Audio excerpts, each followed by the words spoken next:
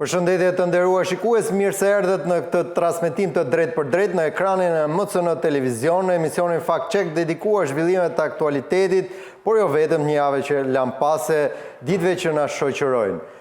Një javë e cila do duhet kishte festat, gëzimet, buzëqeshjet, harmonitë edhe po ashtu dhuratat, por nga ana tjetër nuk kanë munguar incidentet, aksidentet, pasojat e rënda. Fatkeqësisht edhe këtë vit e kemi nisur me rrugë të përgjakura. Nga ana tjetër dy bebe që lindin, por jetë që humbim për shkak të veprimet pakujdesshme, akseve rrugore, sjelljeve jo korrekte, mos batimit kodit, por e mjaft elemente të tjerë të cilët unë kam kënaqësinë t'i ndaj sot në këtë puntat të emisionit dhe në këtë sezon të 4 në ekranin e MCN Televizion me ekspertin e sigurisë rrugore, zotin Fadil Likaj. Zoti Likaj, faleminderit që na jepni mundësinë t'ju kemi të pranishëm dhe për të dhënë ato përgjigje nga një ekspert, pasi gjithkush flet për fjala e një eksperti vlen më tepër. Faleminderit për ftesën dhe shpresojmë që ky emision të shërbejë për sensibilizim për të gjithë qytetarët e Shqipërisë.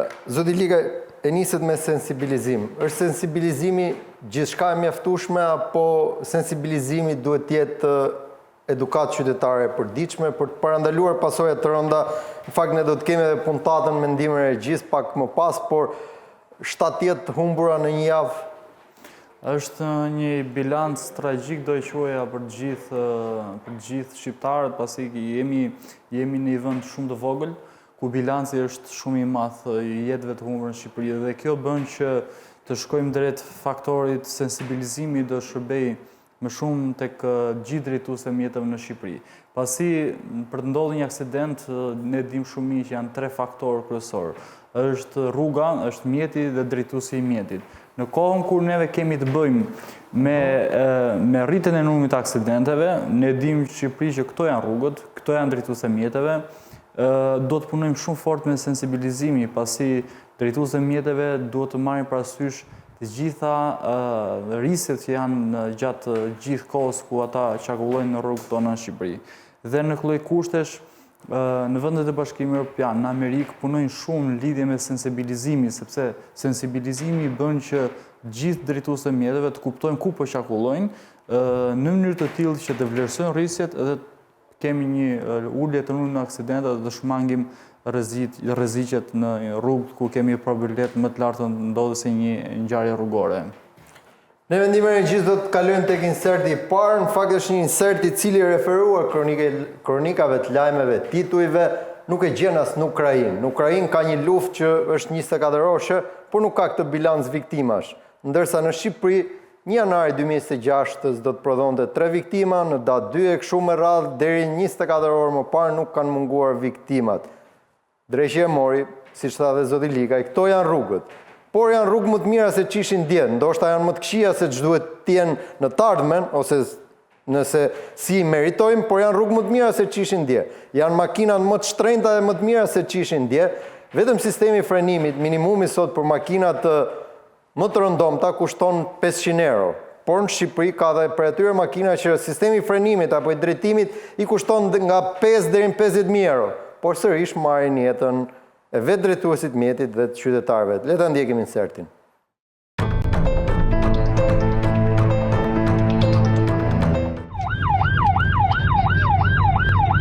Drejtimi i mjetit në vend për shumicën e qytetarëve shoqërohet çdo çast me pasiguri, stres, frikë dhe një tmerr nga shoferët e papërgjegjshëm që sjelljet minimale të respektimit të rregullave i anashkalojnë me snobizëm, fodullëk dhe arrogancë, duke mos pyetur për kostot që shkaktojnë. Këto e fakton më së miri edhe bilanci tragjik me 7 viktima në vetëm 6 ditët e para të vitit që sapo kemi nisur. Më datën 1 janar, teksa do duhet të ishte një moment gëzimi, 3 të rinj humbën jetën në aksin Tepelen Gjirokastër.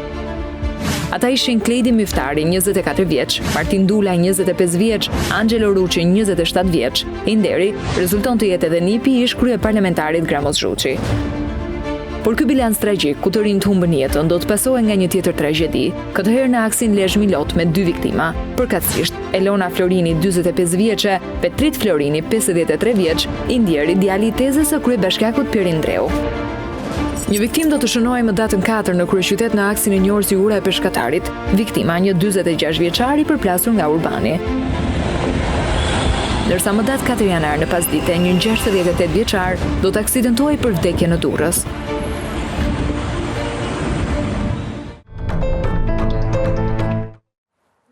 zoti Lika, e kemi parë insertin, ju po ashtu jeni njohur me këto aksidente, me këto ngjarje.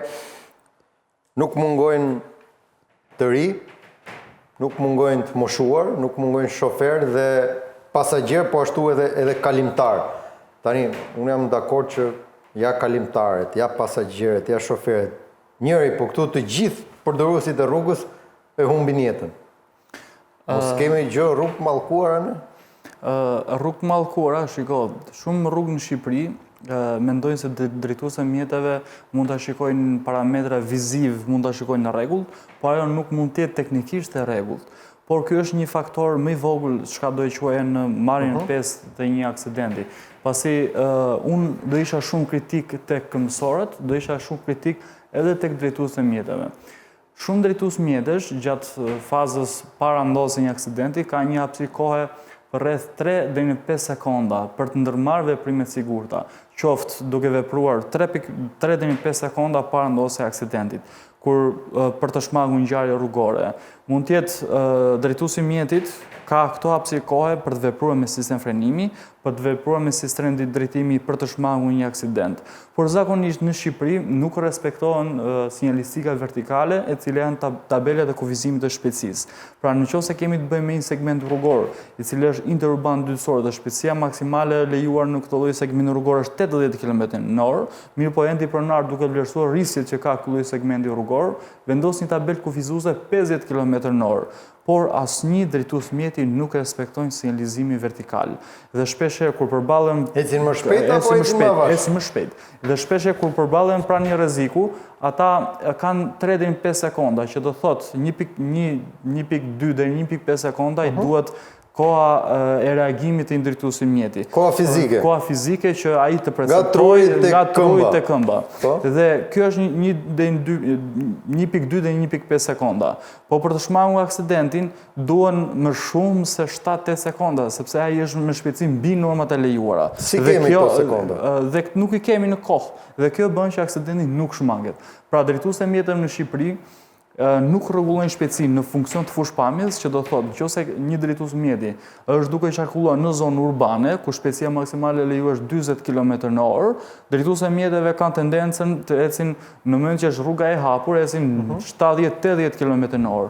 Dhe në moment që përballen me një këmbësor apo mund të përballen edhe me një ndërprerje rrugë të menjëhershme nga motomjetet, nga biçiklistit apo edhe nga automjetet, nuk kanë kohën e duhur. Dhe vetmja gjë është që drejtuesit e mjeteve duhet të rregullojnë shpejtësinë në funksion të fushpamjes, sepse ti po qarkullon në një zonë interurbane, sepse zakonisht aksidentet në zonë interurbane ndodhin gjatë orëve të natës, ku nuk kanë fushpamje.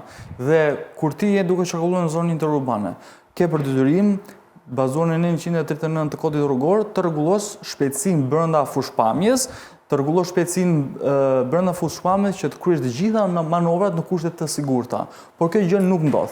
Dhe këtë gjë rastin të bëj thirrje gjithë autoshkollave të trajtojnë aksidentet.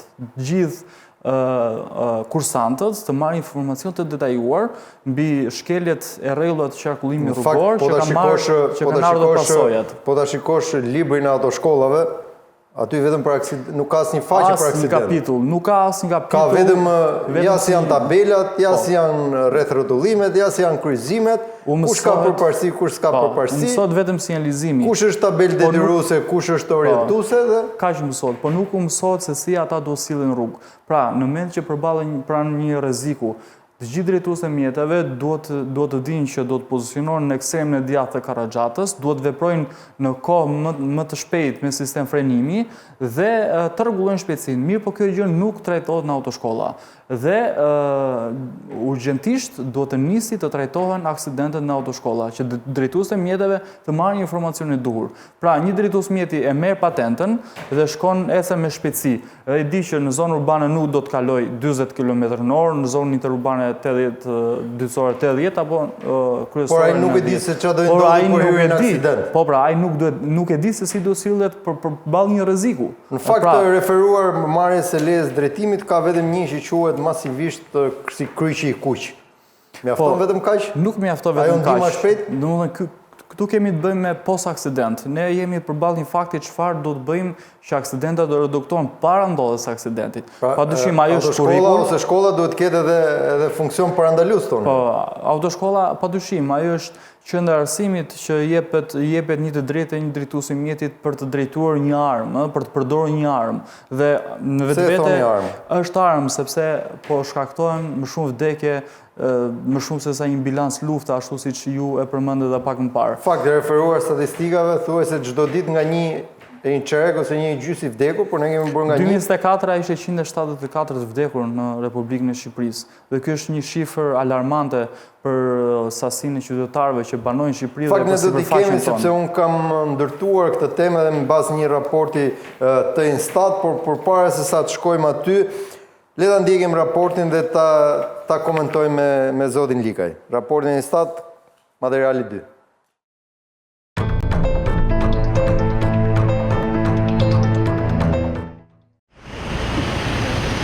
Shoferët në vitet e para të pajisjes me leje drejtimi apo me një mesatare prej 6 vite me patent, janë ata që kanë shkaktuar dhe janë përfshirë më tepër në aksidente përgjatë vitit që lan pas.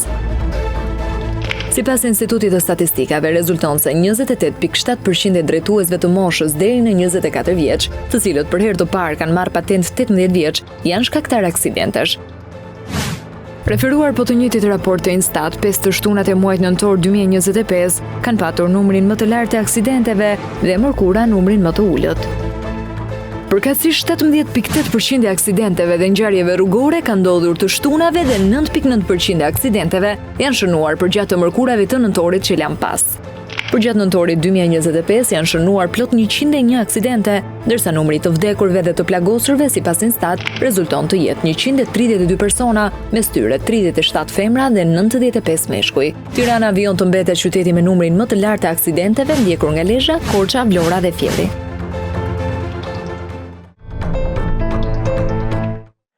E kemi ndjekur këtë material me raportin e Instat, referuar nëntor 24-25, por dhe janar nëntor, pasi dhjetorit ende nuk ka dalë.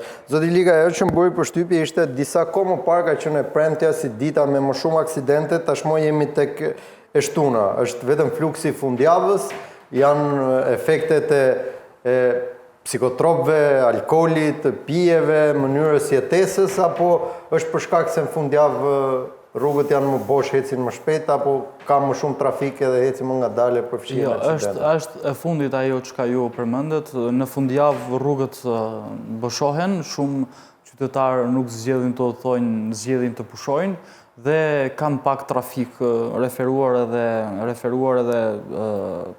inspektime që ose referuar edhe inspektimeve në zonat qoftë urbane, qoftë interurbane nga ana ime.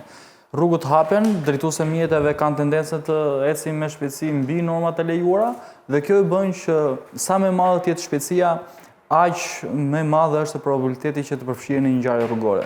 Pasi shqiptarët vojnë nga një problem, e cili është ajo çka e dim, unë e kontrolloj mjetin. Pra unë jam në gjendje që të kryej të gjitha manovrat. Nuk e din se për 1.2 sekonda një drejtues mjeti mund të kryej një distancë 30-40 metër, 50 metër, varet edhe nga shpejtësia. Por flasim me një shpejtësi në zonë urbane, për 1.2 sekonda i duhen më shumë se 15-16 metër, varet edhe nga mosha në pas, por është një distancë shumë e madhe. Por mos ta goditur thua? Jo, është një distancë shumë e madhe që ai do ta përshkojë që në kohën e reagimit. Imagjino pastaj koha që i duhet atit për frenim, për deakselerim. Dhe shqiptarët e kanë smundje sepse nuk po e kuptojnë. Shumë media japin mesazhe sensibilizuese edhe nga ne si ekspert aksidente rrugore që të heqin fenomenin nga mendje kokës, unë e kontrolloj mjetin. Jo, nuk e kontrolloni mjetin. Pasi mjeti i duhet koha e duhur për të ndaluar. Dhe nëse ti si drejtues mjeti shikon një rrugë e cila është bosh, mos drejto mjetin me shpejtësi mbi normat e lejuara. Pasi nuk do kesh kohën e duhur që të kontrollosh mjetin. Në fakt shpeshherë ka një postulat që këto rregullat të kodit rrugor janë shkruar me gjak, janë shkruar me bilancë, janë shkruar me pasoja.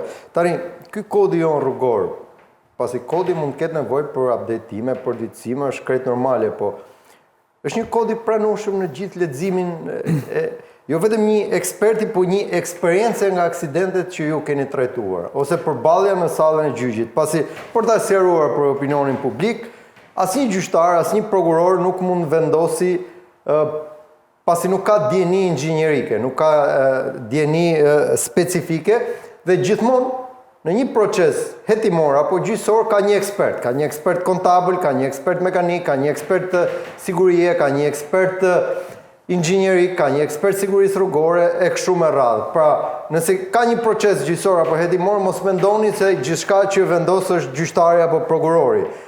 Për fajësi apo për pafajësi. Është ekspertiza, është matematika, është shkenca ajo që ka bazën më të madhe.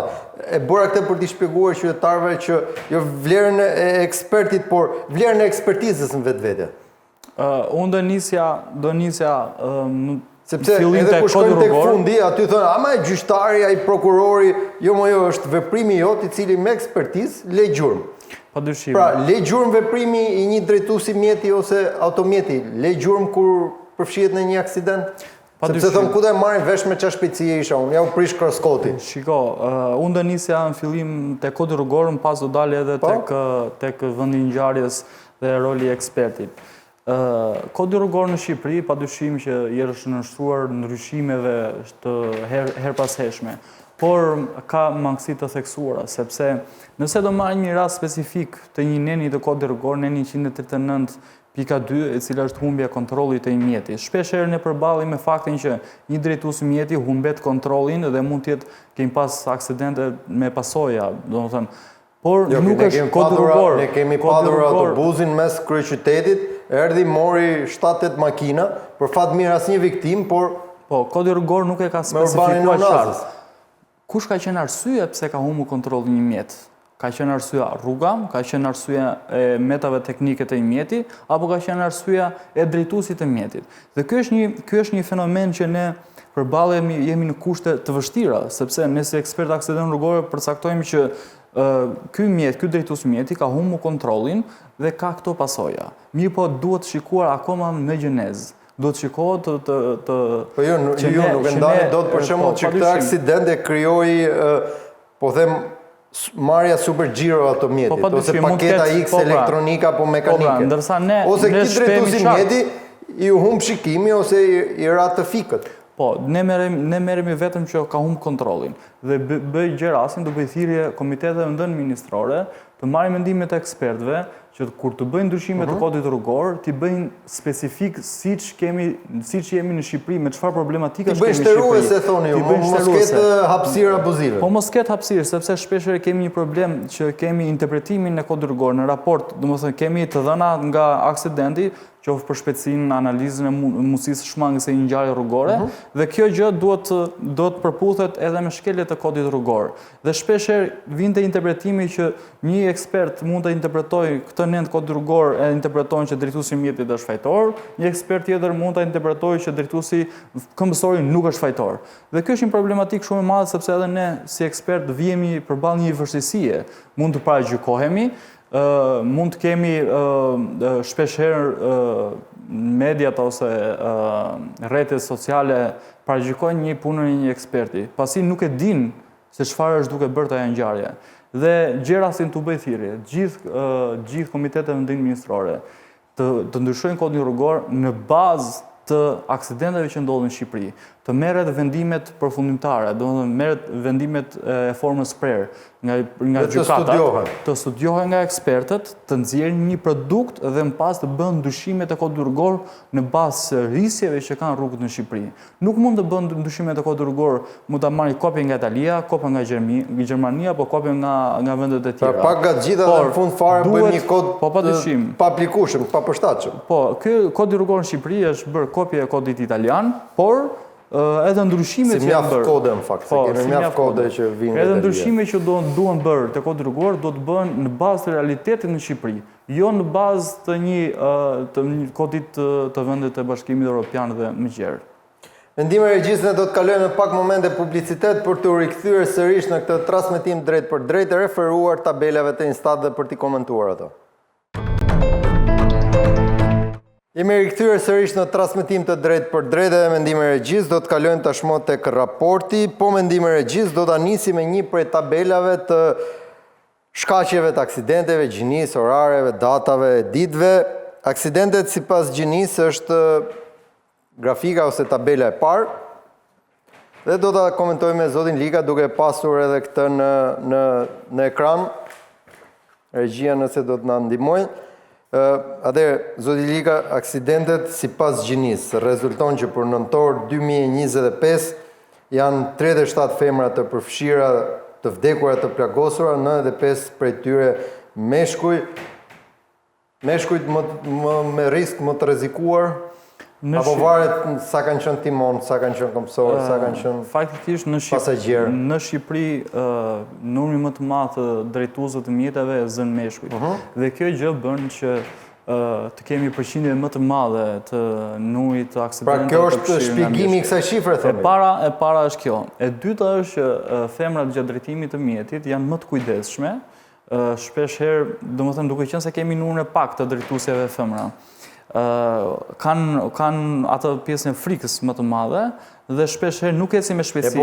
Të na dëgjosh neve ose këta shoferet e eksperta, unë jo xhanëm se për mua autobusi është makina më e mirë, po të dëgjosh këta mjeshtrat ose këta që kontrollojnë makinën, kontrollojnë edhe zotin, ama këto thotë nuk mungojnë edhe bullizime dhe fyrjet, këto shushkat, këto ta ngadaltat, kjo debilja, mzuri rrugën, a më hec ti drejt, sa ngathet e më thet thash, tani edhe këto shkretat, si të bëj? Instiktet e drejtuesve të mjeteve ose të femrave janë më të vonuara, domethënë gjatë drejtimit të mjeteve, sepse në Shqipëri është ose në zonë urbane është ajo pjesa më e madhe që drejtuesit e mjeteve përballen me femra sepse nuk janë të shpejta në reagime, po qoftë duke u futur në fluksin e lëvizjeve apo qoftë edhe duke ndryshuar korsin apo edhe mënyrën se si do të pozicionohet karrexha. Sigurt se sa me nxitim dhe ku. Kjo është arsyeja që femrat janë më të vonuara në reagime, por më të kujdesshme. Ky është edhe shpjegimi i kësaj shifre thonë. Po, nuk ecin me shpejtësi më të madhe, pozicionohen drejt në karrexhat. Nuk pozicionohen shpesh, nuk pozicionohen në kursin e automatit. Do kesh edhe simpatinë e drejtuesve zonja ose femra për shkak se masivisht shqiptarët i etiketojnë si shofere jo të mira, si shofere të këqija. I bullizojnë. Në ekspertizat tuaja, si rezultojnë zonjat ose femrat në drejtimin e mjetit përfshira në aksidente? Zakonisht në ekspertizën gjatë eksperiencës time ose në 2025-ën, sa zonja ose femra kanë qenë fajtore me ekspertizën tuaj? Në eksperiencën time në 2025-ën kam patur 6 femra të përfshirë në ngjarje rrugore. Zakonisht si pasagjera apo si drejtuese? Si drejtuese flasim. Ndërsa pjesa tjetër ka qenë gjithë meshkuj. Zakonisht femrat kanë vetëm një problem kur drejtojnë mjetin. Pra nuk janë të kujdesshëm gjatë manovrave, qoftë për të ndryshuar kursin e lëvizjes, qoftë për të futur në fluksin e lëvizjeve, apo qoftë për të kontrolluar pasyrat prapa vepruese. Zakonisht pra nuk ndezin sinjalin, nuk shohin pasyrën kur ndërrojnë korsinë e bëjnë këto veprime. Ato mund ta ndezin sinjalin, por nuk kontrollojnë pasyrat prapa vepruese, parashikuese. Dhe kjo i bën ato të përfshirë në ngjarje rrugore, apo në moment që kemi të futjen nga një rrugë dytësore, ose nga një degëzim për të futur në fluksin e lëvizjes kryesore, nuk kontrollojnë mirë. Pra nuk lexojnë atë tabelën stop jep përpasi kontrollon. E kanë këto lloj problemi, edhe kanë një problem tjetër që nuk i njohin mirë sinjalizimet rrugore. Pra e kanë të theksuar këtë pjesë. S'njohin sinjalistikën? Nuk e njohin. Pra nuk e njohin. Lejen e drejtimit si e kanë marrë? Këtë s'di si mund ta them, por apo e mbajnë mend aq sa kanë bërë në shkollë. Nëse mund të jenë përballë një rreth rrotullimi, hutohen, nuk ndërmarrin veprime të sigurta, apo qoftë janë përballë një tabele stop, nuk e respektojnë tabelën stop, apo edhe për ndryshimin e kursive ashtu siç e thash pak më parë. Madje në shumë raste meshkujt përballen me faktorin duke i bullizuar, duke i ofenduar dhe gjë rastin të bëj thirrje që drejtuesve të femrave të kenë kujdes, të pozicionohen drejt karrexhat dhe të sigurohen për manovrat e tyre, sepse ajo është duke i përfshirë në ngjarje rrugore. Po tek meshkujt? Meshkujt kanë një faktor tjetër, kanë faktorin e shpejtësisë, dhe manovrat të gabuara. Nëse flasim në një rrugë interurbane, kryesore apo dytësore. Pra edhe për ju të nderuar të shikues dhe shikues të kësaj puntate fakt check në emocion në televizion, rrugë interurbane për të qenë edhe më të kuptueshëm, po flasim për rrugën Tiranë-Durrës. Nuk është ende në standard autostradë. Jo, nuk është autostradë, ajo është interurbane kryesore, ku shpejtësia maksimale e lejuar është 90 km/h. Aktualisht një segment i kësaj rruge është në rekonstruksion, është një kantier ndërtimi, ku shpejtësia lejohet 40 apo 20 km/h në varësi të seksioneve. Gjithë drejtuese mjeteve meshkuj nuk duhet të parakalojnë nga e djatha, sepse në moment që përballë një fluksi televizësh, parakalimi nga e djatha, gjithë me sistem shqipëriot ose britanik, është tashmë nuk jo vetëm në Tiranë-Durrës, por në gjithë rrugën e Shqipërisë drejtuesi mjeteve pozicionohen në kursinë e krahut të majt. Por është kthyer se ku jemi ne në Angli tashmë. E djatha gjithmonë është më lirë dhe drejtuesi mjeteve meshkuj shpesh tentojnë të parakalojnë nga djatha, të parakalojnë nga djatha. Fakti është për shkak se aksi interurban Tiranë-Durrës apo Durrës-Tiranë, kursia e djathtë është te amortizuar. Ai është amortizuar, por nëse do të marrim një rast studimi tjetër, një autostradë e cila është Tiranë-Elbasan. E gjithë kursia e krahut të majt është me trafik, domethënë është plot full. Ajo do të jetë bosh kur drejtuesi mjeteve të kryejnë manovra parakalimi dhe të pozicionohen ashtu siç e thotë edhe Neni. Jo, ka dhe për që të hapi rrugën. Padyshim, Goja di me drita, bjeri borie se gjitha ka dhe drejtuesi mjeteve të papërgjegjshëm. Ata pozicionojnë kursinë e krahut të majt, mund të ecë me shpejtësi 110 km/h ashtu si parashkon kod rrugor dhe nuk të hap rrugën. Dhe kjo gjë detyron që drejtuesi mjeteve të parakalojnë nga djatha. Dhe ky fenomen në Shqipëri duhet iki sepse rrit nivelin e stresit, drejtuesi mjetit ndërmjet veprime të pasigurta. Pra, ai për 1 sekondë ose për 2 sekondë kryen një manovër parakalimi nga djatha, por mjeti nuk e ka totalisht nën kontroll. Dhe kjo bën që ne kemi pasur aksidente që kursia e krahut të majt ka qenë e bllokuar, në momentin që ka vajtur për të parakaluar nga djatha, mund të ketë kaluar një këmbësor dhe ka ndodhur aksident. Dhe kjo gjë bën që të rritet niveli i stresit gjatë drejtimit të mjetit. Pra, ne dimë që kemi rrugë kursia e krahut të djathtë në shumë segmente rrugore është amortizuar, por kjo s'do të thotë që drejtuesi mjeteve të marrin kot, të ndërmarrin veprime të pasigurta. Jo vetëm në rrugë interurbane, por kjo ndodh edhe në rrugët urbane. Zoti Lika, do doja të ndalesha pak në një moment. E thash prej fillimit kemi rrugë më të mira se që kishim, ndoshta jo ato që meritojmë duhet të ishin shumë më të mira, por këto kemi edhe mjete shumë më të mira se që kishim. Tani, shoh pafund njerëz me celular në dorë, në timon. Shoh po ashtu shkak aksidenti përdorimi i telefonit. Tani dreqi e mori 2-3.000 euro ose 2-300.000 lekë të reja, kushton sistemi Bluetoothit, i touch screenit, i Viva Voce, i lokal për të folë në ambientet automjetit, dhe këto i kanë gjitha këto sisteme rrinë me celular në dorë? Mjetet tashme, pjesa më e madhe mjeteve që qarkullon në Shqipëri, janë të gjitha pothuajse të pajisura me Bluetooth. Po janë edhe me inteligjencë artificiale po dushme. Po, e vërtet. Mjafton të thush freno, hapu, ndi sinjalin ta bon. Tani këta rrinë po me celular në dorë? Është efekti janë psikologjike. Çfarë thon këta në një sallë gjyqi? Se ju jeni përballë tyre, jo si gjyqtarë prokuror, sepse janë gjyqtarë prokuror, por me celular ka shkaktuar vdekjen e dikujt. Kur automjeti nga ekspertiza del që ka sistem. Jo vetëm në sallë gjyqi, por edhe në momentin e parë që kam shkuar në vendngjarje, intervistojmë drejtuesin e mjetit, i them si ndodhi, mund të shpjegosh pak, dhe e vetmja përgjigje që japin gjithë nuk e mbajnë mend çfarë ndodhi. Kur ata e dinë shumë mirë çka ka ndodhur. Ata dinë shumë mirë që kanë qenë gjatë përdorimit të celularit apo kanë qenë duke luajtur me grupin shoqëror brenda në makinë, në mjet, dhe kjo i ka bërë ata që të humbasin vëmendje gjatë drejtimit të mjetit.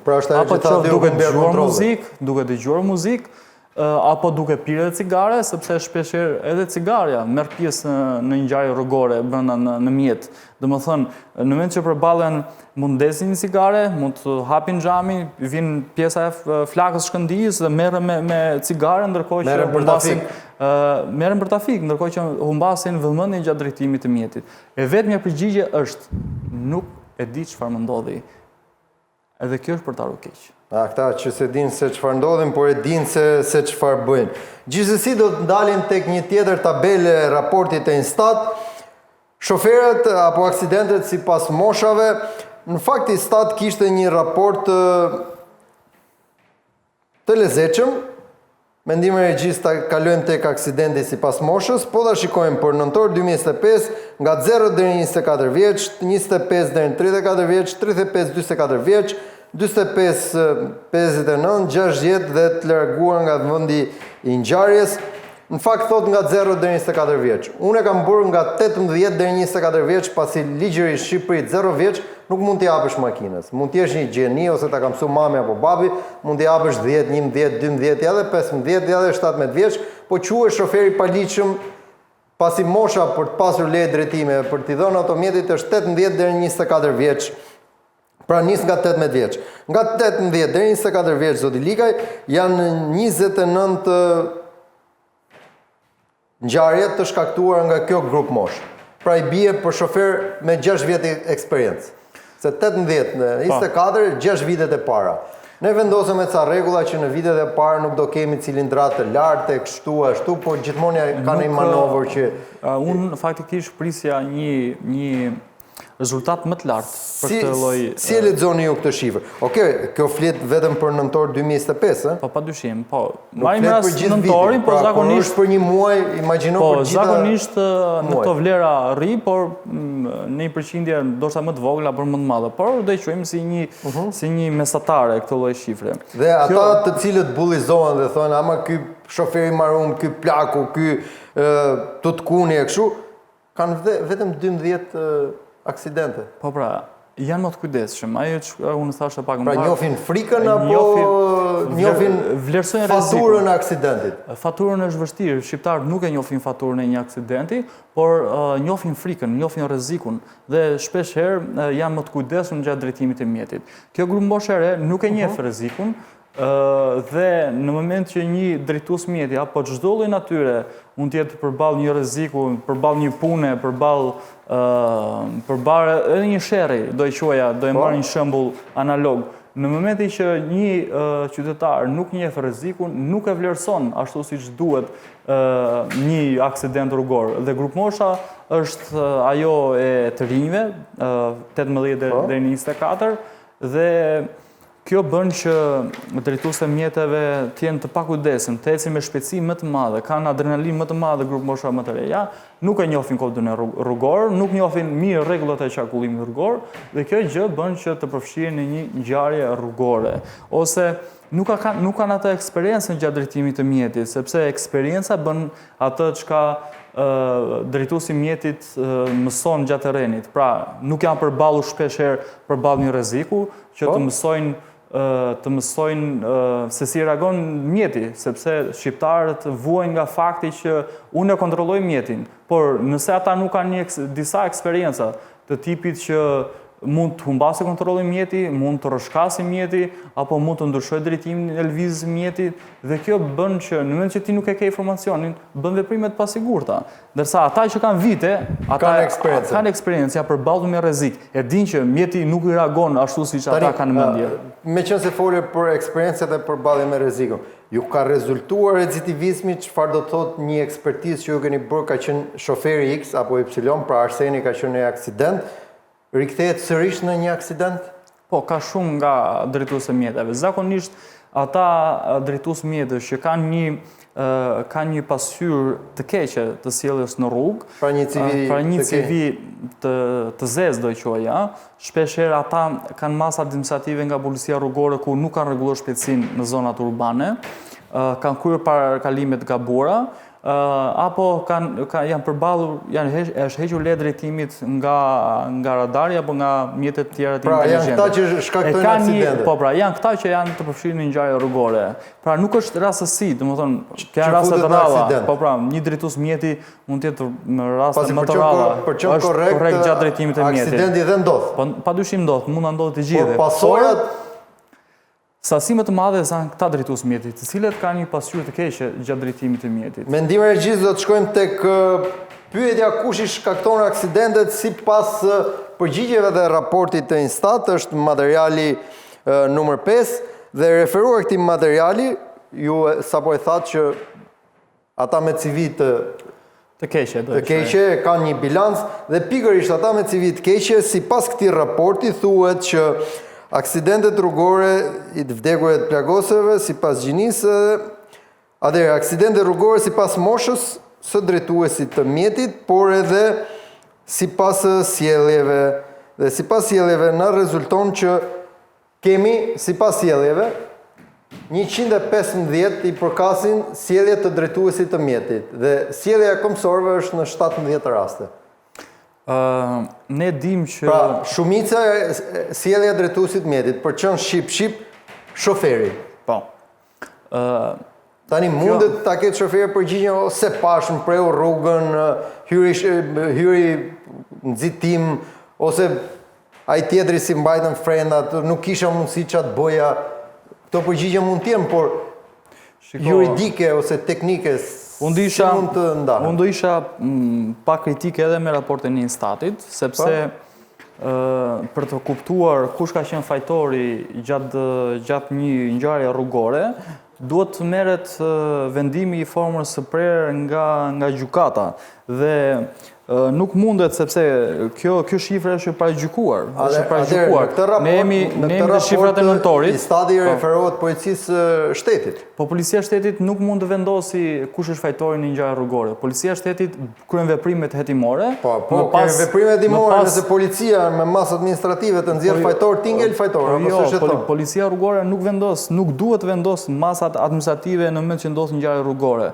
Sepse e paragjykon. Po, kur të kthehen aktet nga prokuroria, policia vendos masat administrative për një ngjarje rrugore. Po kështu do i bi shkoj 1 vit, 2 vjet, 3 vjet. Pavarësisht, kjo është studim. Nëse do ta bëjmë studim, sepse kjo shifër është paragjykuar. Nëse kjo shifër vjen këtu dhe themi që drejtuesi i mjetit është fajtor, kur nga ekspertët më pas nuk ka nxjerrin fajtor drejtuesin e mjetit, sepse një komisor mund të ketë ndërprerur rrugën gjatë orëve të natës në një rrugë interurbane apo një autostradë, si mundet që paragjykojnë drejtuesi i mjetit gjatë orëve të natës në autostradë i pret rrugën komisori. Nëse ti ke bosh shkelje administrative të cilat i përkasin shpejtësisë, pse duhet presi policia përfundimin e gjyqit? Jo, padyshim, po do të presi të marrë rezultatin përfundimtar. Kush ka qenë shkaktari i ndodhjes së një aksidenti? Ka qenë komisori apo ka qenë drejtuesi i mjetit? Ka qenë motomjeti apo automjeti? Dhe kjo është një shifër. Edhe një herë është një shifër e paragjykuar do e quaj. Ky është një moment jo vetëm delikat, por shumë i rëndësishëm.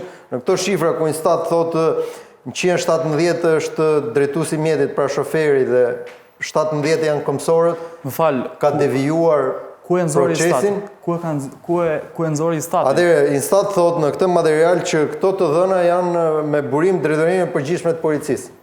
Po padyshim, unë do isha, sipas mendimit tim, do isha jam kundra këtyre lloj shifrave, sepse ne flasim për nëntorin. Nëse kemi pasur ngjarje nëntor, ngjarjet janë hetim. Kush e përcaktoi shkakun në ndodhjes së një aksidenti? Sa kohë duhet hetohet një ngjarje? Në këtë situatë ku ndodhet sistemi jon i drejtësisë. Varet nga lloji i ngjarjes, mund të jetë 5 muaj, 6 muaj, 1 vit, varet nga lloji i ngjarjes. Po flasim për ngjarje me pasoja. Po pra, flasim për ngjarje me pasoja, sepse fillimisht do bëhet akt ekspertimit, mund të bëhet riekspertime, po mund të bën 3 riekspertime, mund të bën 4 riekspertime dhe kjo do kohën e dur. Një ekspert ekspertimi kërkon gjykata, i kërkon prokuria, i kërkon policia, i kërkon pala, kush i kërkon? Jo, varet nga organi i akuzës. Prokuroria mund të kërkojë riekspertim, mund të kërkojë gjykata, domethënë është një procedurë që i përket hetimit, është një procedurë që i përket prokurorit apo dhe gjyqtarit. Ne si ekspert, domethënë na lien detyra dhe kryjm detyrat që na lën nga organi i akuzës apo edhe nga gjykata kur kemi raste të tilla. Dhe çdo gjë do kohën e dur. Për një ngjarje rrugore flasim mund duhen 10 ditë deri në 15 ditë për kryer një akt ekspertimi. Por kjo gjë mund të zgjasë sepse unë mund të kem 5 akte ekspertimi, mund të vinë 10 tjera, duan kohën e duhur, dhe nuk mund bëhet për një hapësirë kohë shumë të vogël. Zoti Liga, në terren si bëni ju akte ekspertimet? Pra rindërtoni aksidentin? Apo në terren tek matjet që ka bërë oficeri policisë gjyqësore, ku bazoni për të bërë një ekspertizë s'po them autoteknike, por një ekspertizë të dinamikës së aksidentit. Ne si ekspert të aksidente rrugore gjithmonë bazojmë tek fashikulli hetimor e cila e ndërton grupi hetimor. Grupi hetimor, çfarë ka ndodhur? Hetimor. Kemi skicën e vendin ngjarjes. Skicën e vendin ngjarjes e përpilon oficeri i policisë gjyqësore së bashku me ekspertin kriminalist. Kemi këshyrën e vendin ngjarjes, përsëri e këshyr oficeri i policisë gjyqësore, së bashku ky quhet grupi hetimor, eksperti kriminalist. Tani këto janë të specializuar apo janë kush të ndodhin? Ka njëri posaçme fakti që ata kanë emërimin sipas pozicionit punës, ata i nështrohen trajnimeve, kanë mbaruar Akademinë e Sigurisë dhe janë të zotët për atë lloj pozicioni pune që bëjnë. Dhe në moment që përgatitet dosja hetimore, referohet në prokurori, me deklaratat, merren pamje filmike nëse ka pyetjen dëshmitarët të një aksidenti. Në aksidenteve sot nuk mungojnë pamje filmike, kështu që dhe këto materiale aq shumë ka pamje filmike sa fatkeqësisht pak ditë më parë në Durrës ishte ende trupi i të ndjerit nga aksidenti aty dhe kryeshin veprime. Po padyshim, kryen veprime hetimore që mund të zgjasin 1 orë, 2 orë, varet nga dinamika e ngjarjes. Në bazë të këtyre materialeve që grupi hetimor ja përcjell prokurorisë, më pas ne ndërtojmë mekanizmin e ndodhjes së ngjarjes vetëm në aktet që janë dorëzuar në prokurori. Dhe ne këtu bazojmë vetëm tek fashikulli hetimor. Është i mjaftueshëm për të bërë, le të themi, një dinamik të drejtë ose objektive? Shiko, unë do isha pak kritik me këtë pjesë. Ekspert aksidenteve duhet të jetë në vendin e ngjarjes, sepse vendi i ngjarjes flet shumë. Shpesh herë oficerët e policisë gjyqësore mund të mos fiksojnë disa element që ai nuk e kupton përse i do eksperti i aksidenteve. Që kanë ata eksperiencën. Ata kanë eksperiencën, u shikojnë mbeten rrugë, i fiksion të skica vendi i ngjarjes, apo mund të ketë element shumë timt që ai nuk e ka informacion teknik, sepse vim të çështja teknike. Për çfarë duhet? Për çfarë duhet? Sepse unë në moment që shkoj në vendin e ngjarjes. Juve policia e fton vend ngjarje? Po, shpesh herë Tirana, Elbasani, Durrësi, shkojmë në ngjarje, edhe më gjerë. Në momentin e ndodhjes së ngjarjes, dhe kjo është shumë e rëndësishme. Është shumë e rëndësishme sepse pra në Tiranë, në Durrës aplikohet në përgjithë Shqipërinë? Edhe Elbasani aplikon, ndërsa pjesët e tjera më rrallë. E aplikon edhe Dibra në moment që ka ngjarje me pasojë. Gjë e mirë. Tashmë mendimi i regjisë do të ndalemi tek tabela e fundit e cila, siç tha zoti Lika, Tirana, Durrësi, Elbasani dhe Dibra, por nga ana tjetër këto qytete kanë e numër jo të vogël. Në fakt Dibra në ndryshim nga Tirana, Durrësi, Elbasani, por Dibra dhe Berati kanë numrin më të ulët. Mendimi i regjisë do ta shikojmë këtë material. Tashmë Tirana numrin më të lartë, Lezhë numrin më të lartë, Korça numrin më të lartë, pastaj Fieri u bora kryeshtar. Ç'ne qarku i Korçës me numrin më të lartë të aksidenteve. Ishte qarku i tretë, mos gabojmë, me numrin më të lartë të aksidenteve. Ka një numër që i kalon në 100 aksidente, Korça. Korça në vitin 2024... Atë në 121 aksidente ka Korça. Dhe për gjithë vitin ka 130. Korça në 2024 ka qenë shumë mirë me rezultatet. Në 2025 u rrit numri i aksidenteve. Po pse? Dhe shiko, që dojë rruga apo shtu fluksi i qarkullimit? Në qarkun e Korçës, në pjesën julindoret, kemi efektin e fundjavës, ku shumë qytetarë të Shqipërisë shkojnë për fundjavë në Korçë. Kjo bën që apo edhe kemi pika doganore, kemi akoma më të madh shtimi e fluksit lëvizjeve, apo kemi edhe një numër të madh të mjeteve të tonazhit të rënd, siç janë kamionat që qarkullojnë në lloj segmente rrugore. Dhe shpesh herë drejtues të mjeteve kryejnë manovra parkalimit të gabuar. Pra, është një segment interurban dytësor, shpesh herë kemi tabela kufizuese 50, 40, 60 km/h, nuk respektojnë sinjalistikën vertikale, kryejnë manovra parkalimit të gabuar dhe Korça është vendi ftohtë, pinë pak alkool do e quaja. Janë qeflit të alkoolit apo lëndëve të tjera. Edhe kjo ndikon. Padyshim. Qarku i dytë është Lezhë, qarku i tretë është Korça, siç po thoya, qarku i katërt është Fieri. Elbasani ka një numër prej 51, Durrësi 82 aksidente për gjatë janar-nëntor 2025. Unë jam surprizuar me... Këto dyja ka fluks, ka autostrada, ka rrugë interurbane, si ka ra numri këtyre? Mos ndoshta i fshehin këta, apo janë ndërgjithësu? Në bazë të informacione dije që kam, nuk ka shans. Për shembull, ju sa ekspertiza keni bërë ju në Elbasan? Gjatë 2025-ës, jo më shumë se 16 apo 17 ekspertiza. Gjatë 2025-ës. Po në Korçë ose në Lezhë?